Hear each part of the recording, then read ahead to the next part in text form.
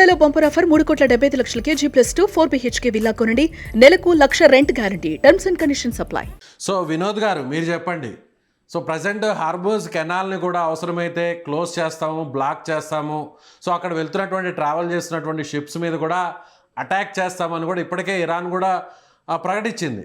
నిజంగా అలాంటి సిచ్యువేషన్ వస్తే వరల్డ్ ఎకానమీ మీద ఎంత ప్రభావం చూపే అవకాశం ఉంది?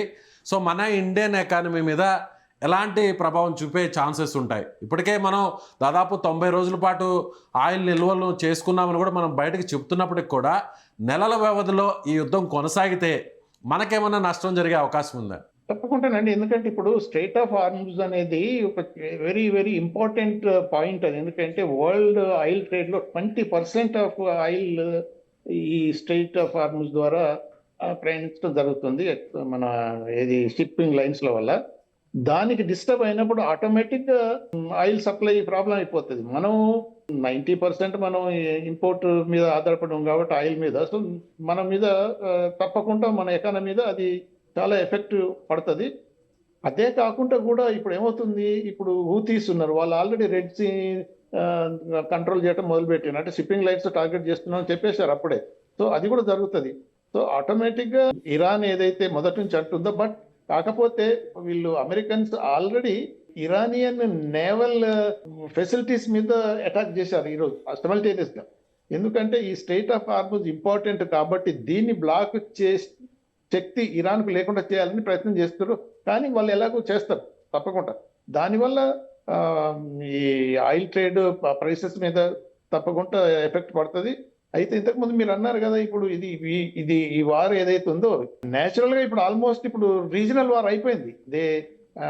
ప్రతి ఇరాన్ రిటాలియేటరీ అటాక్స్ అన్నిట్లో చేసింది. యుఏఈ మీద చేసింది, కువైట్ మీద చేసింది, ఖతర్ మీద చేసింది, ఈవెన్ సౌదీ కూడా చేసింది. అంటే వాళ్ళ బేసెస్ ఎక్కడున్నా అమెరికా చేశారు కాబట్టి ఆల్మోస్ట్ ఇది క్లియర్ అప్ అవుతుంది. కాకపోతే అదే డైరెక్ట్ గా వాళ్ళన్నీ అమెరికాకు సపోర్ట్ చేస్తారా, చేసి దాన్ని ప్రొలాంగ్ చేస్తారా, లేకపోతే ఇది ఏదైతే ఇంకా డిప్లొమాటిక్ ఛానల్ ఇంకా ఓపెన్ ఉందని, ఈ మీడియేషన్ జరుగుతుందని ఎలా ఉంటుందో. నా ఉద్దేశం ఏంటంటే ట్రంప్ ఆయన ఉట్టి టోటల్ 100% బిజినెస్ మ్యాన్.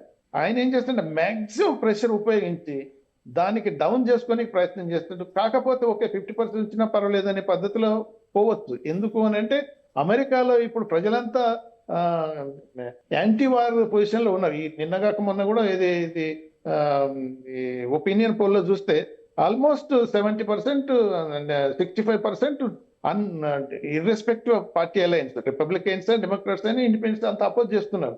అక్కడికి అపోజిషన్ కూడా ఉన్నది కాబట్టి తర్వాత ఇప్పుడు ఏదైతే ట్రంప్ పాపులారిటీ ఏదో డౌన్ అయిపోతుంది. బేసిక్గా ఇంకొక పాయింట్ చెప్పాల్సింది ఏంటంటే, ఈ వార్ రావటం అనేది ఇక్కడ జెలెన్స్కీ ఏదైతే యుక్రెయిన్లో ఉన్నాడో ఆ వార్ ఆగిపోతే ఆయన ప్రెసిడెంట్కి ఎగిరిపోతాడు. అందుకని అది కంటిన్యూ చేస్తున్నారు. ఇజ్రాయెల్లో ఆయన మీద, నెతన్యాహు మీద బోల్డ్ అని ఎలిగేషన్స్, అన్ని ఎంక్వైరీలు ఉన్నాయి. ఆ వార్ కంటిన్యూ అవుతుంది కాబట్టి ఆయనకేం ప్రాబ్లం లేదు. ఇప్పుడు ట్రంప్కి ఏంది ఎప్స్టైన్ ఫైల్స్, ఇది ఎక్కడ ఎన్ని ప్రాబ్లమ్స్ కనుక సర్ఫేస్కు రాకపోతే ఎప్స్టైన్ ఫైల్ మీద వచ్చి ఇంపీచ్ చేసేటట్టు తయారున్నారు. సో వీళ్ళకు ఉన్న పర్సనల్ ఇవన్నీ ఉన్నాయి కాబట్టి ప్రాబ్లమ్స్, ఈ వార్ను కూడా కంటిన్యూ చేసే ఆలోచనలు కూడా వాళ్ళు ఉన్నారు. అందుకని మల్టిపుల్ ఫ్యాక్టర్స్ ఉన్నాయి. సో కొంతకాలం వారు జరిగే పరిస్థితి అయితే ఉన్నది, ఇమీడియట్ గా అయితే ఆగదు. రైట్ సార్, మీరు అన్నట్టుగా చూద్దాం రాబోయే రోజుల్లో ఏం జరుగుతుందో, ముఖ్యంగా ప్రపంచ ఆర్థిక వ్యవస్థ మీద. అలాగే అమెరికా వైపు ఎవరు నిల్చుంటారు, ఇస్లామిక్ కంట్రీస్ మధ్య విచ్ఛిన్నం ఏర్పడితే సో నిజంగా అమెరికా వైపు ఉంటారా, ఇరాన్ వైపు ఉంటారా కూడా వేచి చూడాల్సినటువంటి పరిస్థితి. థ్యాంక్ యూ వివిరావు గారు, థ్యాంక్ యూ వినోద్ గారు, థ్యాంక్ యూ సో మచ్. నమస్కారం. రైట్ సార్, మీరు అన్నట్టుగా చూద్దాం రాబోయే రోజుల్లో ఏం జరుగుతుందో, ముఖ్యంగా ప్రపంచ ఆర్థిక వ్యవస్థ మీద. అలాగే అమెరికా వైపు ఎవరు నిల్చుంటారు, ఇస్లామిక్ కంట్రీస్ మధ్య విచ్ఛిన్నం ఏర్పడితే సో నిజంగా అమెరికా వైపు ఉంటారా, ఇరాన్ వైపు ఉంటారా కూడా వేచి చూడాల్సినటువంటి పరిస్థితి. థ్యాంక్ యూ వివిరావు గారు, థ్యాంక్ యూ వినోద్ గారు, థ్యాంక్ యూ సో మచ్. నమస్కారం.